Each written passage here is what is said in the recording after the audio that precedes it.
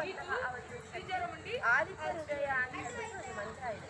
ಆದಿತ್ಯ ಹೃದಯ ಮಂತ್ರವನ್ನು ಗೆದ್ದರೆ ಎಂತಹ ಶತ್ರುಗಳನ್ನಾದರೂ ಅದು ಮೀರಿಸಿ ನಮಗೆ ಒಂದು ಯಶಸ್ಸನ್ನು, ಒಳ್ಳೆಯ ಕೆಲಸಗಳಲ್ಲಿ ಯಶಸ್ಸನ್ನು ತಂದುಕೊಡುತ್ತೆ.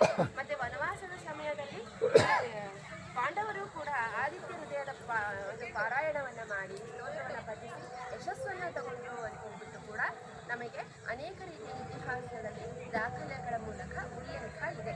ಶವಾಸನವನ್ನು ನೀವಿವತ್ತು ಒಂದು 10 ನಿಮಿಷ ಮ್ಯೂಸಿಕ್ಕಲ್ಲಿ ಮಾಡಿದ್ರಿ, ಚೆನ್ನಾಗಿ ಅನ್ನಿಸ್ತಾ ನಿಮಗೆ.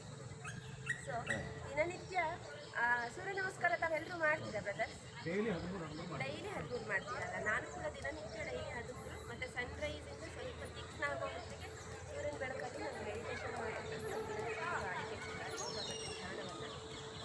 ಒಂದು 10 ನಿಮಿಷ ಅಥವಾ ನೀವು ಎಷ್ಟು ಸಮಯ ಹೇಳ್ತೀರಾ ಅಷ್ಟು ಸಮಯ ಸ್ವಲ್ಪ ಮೆಡಿಟೇಷನ್ಗೆ ಹೋಗ್ಬೋದು.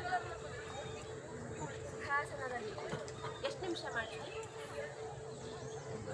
ಒಂದು 5 ನಿಮಿಷ ಅಂತ ನಿಮ್ಮ ಸಮಯಕ್ಕಾಗಿ ನಾನು ಧನ್ಯವಾದಗಳನ್ನು ಹೇಳ್ತೀನಿ. ಎಲ್ಲರೂ ಕೂಡ ದಿನನಿತ್ಯ ಇದು ವಿರಾಟದ ಜೀವನದಿಂದ ನಾವು ಎಷ್ಟು ಜನರ ಜೊತೆ ಬೆಳಿತೀವಿ, ಎಷ್ಟು ಜೊತೆ ಮಾತಾಡ್ತೀವಿ, ಆದರೆ ನಮ್ಮ ಆತ್ಮದ ಜೊತೆ ಸಂವಾದ ಅಂತ ಬಂದಾಗ ನಮ್ಮನ್ನು ನಾವು ಅರ್ಥಕೊಳ್ಳೋದು ಸರಿ ಆಗ್ತದೆ. ನಮ್ಮ ಆರೋಗ್ಯ ನಮ್ಮ ಏಜಿಗೆ ಅನುಗುಣವಾಗಿ ಈಗ ನನಗೆ 40 ವರ್ಷದವರು 40 ವರ್ಷ, 20 ವರ್ಷದವರು 20 ನಿಮಿಷ ಹೀಗೆ ಧ್ಯಾನ ಮಾಡಬೇಕು ಅಂತ ಏನಿಲ್ಲ ಅಂದರೂ 10 ನಿಮಿಷ ಕಣ್ಣನ್ನು ಮುಚ್ಚಿಕೊಂಡು ನಮ್ಮ ಆತ್ಮದ ಜೊತೆ ಸಂವಾದವನ್ನು ನಡೆಸಬೇಕು.